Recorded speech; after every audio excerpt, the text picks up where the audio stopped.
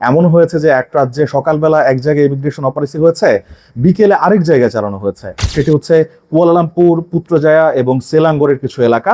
এটি থেকে এখন পরিত্রাণ পাওয়ার কোনো উপায় নেই। ইমিগ্রেশন আগামী কিছুদিন অপারেসি আরো বেশি সংখ্যক চালাবে, এটি ইমিগ্রেশন প্রধানের বক্তব্য থেকে বোঝা গেছে। মালয়েশিয়াতে অপারেসি বা ইমিগ্রেশনের অভিযান খুব দুর্লভ দৃশ্য নয়। এটি নিয়মিত হয়ে থাকে এবং সবকটি রাজ্যেই আলাদা আলাদা ইমিগ্রেশন বিভাগ থাকে এবং তারা অভিযান চালায় অবৈধ প্রবাসীদের ধরতে। কিন্তু সাম্প্রতিক সময়ে গেল কয়দিনে আমরা যে অপারেসির তীব্রতা দেখেছি, এটি কিন্তু খুব নিকট অতীতে এত বেশি তীব্রতা কিন্তু দেখা যায়নি। আমরা যদি গত এক বছরের কথা ধরি, গত এক বছরে না যতটা অপারেসি হয়েছে, গত এক মাসে বোধহয় সেই সংখ্যা ছাড়িয়ে গেছে। হঠাৎ করে এত ইমিগ্রেশন অপারেসির তীব্রতা কেন বেড়ে গেল? এর পেছনের কারণটা কি?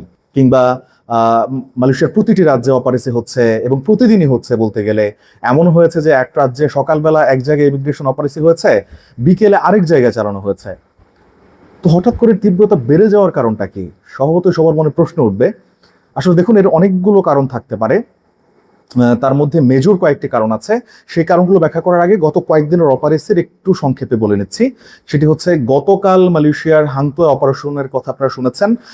হাংতোয়ায় মসজিদ ইন্ডিয়া এলাকায় ইমিগ্রেশন একটি অপারেসি চালিয়েছে। এর আগের দিন তো যে অপারেসি হয়েছে সেটি তো বলা হচ্ছে মেগা অপারেসি, এবং এখানের অর্ধেকের বেশি ছিল বাংলাদেশে। সুতরাং এই অপারেশনের তীব্রতা কতটা বেশি হচ্ছে, এটি কয়েকদিনের অপারেসির ধারাবাহিকতা দেখলে আমরা দেখতে পাবো। গতকাল কিন্তু শুধুমাত্র হাংতোয় অপারেশন হয়নি, গতকাল পার্লিসও অপারেসি হয়েছে, গতকাল আরো বেশ কয়েকটি জায়গায় অপারেসি হয়েছে। তার আগের দিন কুয়ালালামপুরের একটি নাইট ক্লাব অপারেসি হয়েছে। অর্থাৎ প্রতিদিন সকাল বিকাল নানান জায়গা থেকে ইমিগ্রেশন অভিযানের খবর আসছে। তো এর পেছনের আসলে এক্সাক্ট কারণটা কি? এর আসলে কারণ এককভাবে বলতে গেলে বলা সম্ভব নয়, কারণ এর অনেক ধরনের কারণ ইমিগ্রেশনের কাছে আছে এবং তারা বেশ কয়েকটি ব্যাখ্যাও করেছে।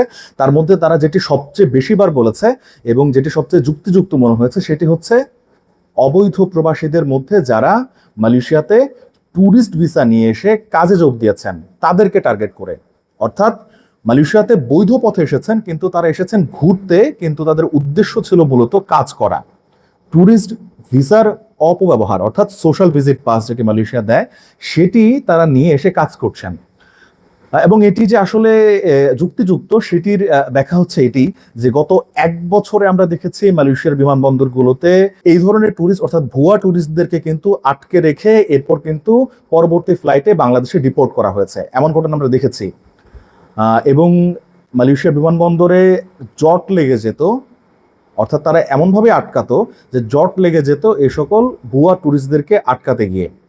এবং খুব সাম্প্রতিক একটি ঘটনা, গত সপ্তাহে আপনারা দেখেছেন যে ঢাকা বিমানবন্দরে ৭১ জন বাংলাদেশি যারা বোর্ডিং পাস নেওয়ার পরও কুয়ালালামপুর যাওয়ার বিমানে উঠতে পারেননি, অর্থাৎ তারা উধাও হয়ে গেছেন এয়ারপোর্ট থেকে। কারণ ছিল, সেখানে ৭৬ জন যাত্রী ছিলেন, এর মধ্যে ৫ জনের পাসপোর্ট ভিসা চেক করতে গিয়ে বেরিয়ে আসে যে তারা বডি কন্ট্রাক্টের অংশ হয়ে মালয়েশিয়া যাচ্ছিলেন, ট্যুরিস্ট ভিসায় আসলে তারা কাজ করতে যাচ্ছিলেন। এটি তো ঢাকায় সম্প্রতি ঘটেছে।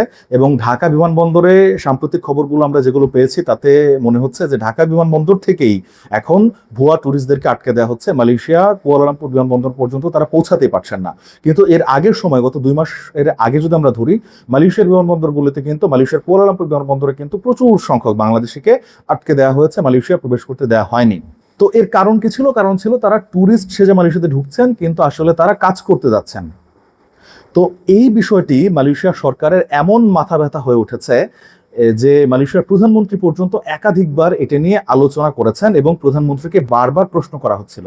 এমনকি আমি গত ২ মাস আগের একটি ঘটনা বলতে পারি। মালয়েশিয়ার জাতীয় সংসদে, অর্থাৎ যেটিকে বলা হয় নিম্নকক্ষ, অর্থাৎ দেওয়ান রাকায়াত, সেখানে মালয়েশিয়ার একজন বিরোধী দলীয় এমপি সরাসরি প্রধানমন্ত্রীকে প্রশ্ন করেছিলেন যে এই অবৈধ ট্যুরিস্ট, অর্থাৎ এই অবৈধ প্রবাসী যারা ট্যুরিস্ট বিশেষে কাজ করছেন, তাদেরকে আটকানোর ব্যাপারে সরকার কি পদক্ষেপ নিচ্ছে। মালয়েশিয়ার স্বরাষ্ট্রমন্ত্রী বারবার বিবৃতি দিয়ে এবং সংবাদ সম্মেলন করে বলতে বাধ্য হয়েছেন তাদেরকে ধরার জন্য কাজ করছে দেশটির কর্তৃপক্ষ। মালয়েশিয়ার প্রধানমন্ত্রী থেকে শুরু করে স্বরাষ্ট্রমন্ত্রী, এরপর অন্যান্য মন্ত্রণালয়, এরপর গিয়ে ইমিগ্রেশনের ডিজি সহ সবগুলো রাজ্যের ইমিগ্রেশন বিভাগকেই এই সমস্যার মধ্য দিয়ে যেতে হচ্ছে। কারণ খুবই স্বাভাবিক, কারণ মালয়েশিয়াতে যারা বৈধ পন্থায় কাজ করতে আসেন, অর্থাৎ অর্থাৎ কলিং ভিসা নিয়ে তারা কিন্তু একটি নির্দিষ্ট টাকা দিয়ে, এরপর নিয়োগকর্তারাও তাদের পক্ষে মালয়েশিয়া সরকারকে টাকা দেন, দিতে হয় সরকারিভাবে। তো তারা কিন্তু বৈধভাবে কাজ করতে আসেন। কিন্তু যারা ট্যুরিস্ট ভিসায় এসছেন তাদেরকে মালয়েশিয়াতে ঢুকতে অনুমতি দেওয়ার কারণটা কি ছিল? মালয়েশিয়া চায় তারা পর্যটক মালয়েশিয়া আসবেন, তারা ঘুরবেন ফিরবেন, বৈদেশিক মুদ্রা খরচ করবেন, এতে মালয়েশিয়ার পর্যটন লাভবান হবে, মালয়েশিয়ার সরকার রাজস্ব পাবে। কিন্তু সেটি তো হচ্ছে না, উল্টো এই প্রবাসীরা মালয়েশিয়াতে এসে কাজ করছেন এবং মালয়েশিয়াতে থেকে তারা কাজ করে রেমিটেন্স তাদের নিজ দেশে ফেরত পাঠাচ্ছেন। মালয়েশিয়া নিশ্চয়ই এতে খুশি হবার কোনো কারণ নেই। তো মালয়েশিয়ার সাধারণ জনগণের অভিযোগ আছে, তাদের অস্বস্তি আছে। এরপরে মালয়েশিয়া সরকারের ওপর তীব্র চাপ রয়েছে, বিরোধী দল থেকে শুরু করে সাধারণ জনগণ পর্যন্ত এতে করে উদ্বিগ্ন হচ্ছেন, যার ফলে কিন্তু এই ভুয়া ট্যুরিস্টদেরকে আটক করা মালয়েশিয়ার জন্য একরকম বাধ্যতামূলক হয়ে গেছে। তো তাদেরকে আটক করার জন্যই অপারেশনের এই তীব্রতা হঠাৎ করে বেড়ে গিয়েছে, এটি মালয়েশিয়ার ইমিগ্রেশন ডিজির একটি বক্তব্য। এবং সবচেয়ে উদ্বেগের বিষয় হচ্ছে তিনি গতকালের আগের দিন ক্লাঙে যে অপারেশন হয়েছে সেখানে তিনি সংবাদ সম্মেলনে একটি কথা বলেছেন। তারা পুরো মালয়েশিয়াতে 200টিরও বেশি হটস্পট চিহ্নিত করেছেন, অর্থাৎ যেখানে অবৈধ প্রবাসীরা থাকতে পারেন বা প্রবাসীরা সেখানে গ্যাদারিং তাদের বেশি, এমন 200টি হটস্পট তারা চিহ্নিত করেছেন। সেই 200 হটস্পটের মধ্যে 100 হটস্পট হচ্ছে ক্লাং ভ্যালিতে। ক্লাং ভ্যালি হচ্ছে মালয়েশিয়ার যেই ফেডারেল স্টেটগুলো রয়েছে, সেটি হচ্ছে কুয়ালালামপুর, পুত্রজায়া এবং সেলাঙ্গরের কিছু এলাকা। সুতরাং এই ক্লাং ভ্যালি এরিয়াতেই তারা 100টির বেশি হটস্পট চিহ্নিত করেছেন। আমরা দেখেছি গত কয়েকদিনে কুয়ালালামপুর এবং সেলাঙ্গরে অভিযান কি পরিমাণ হয়েছে।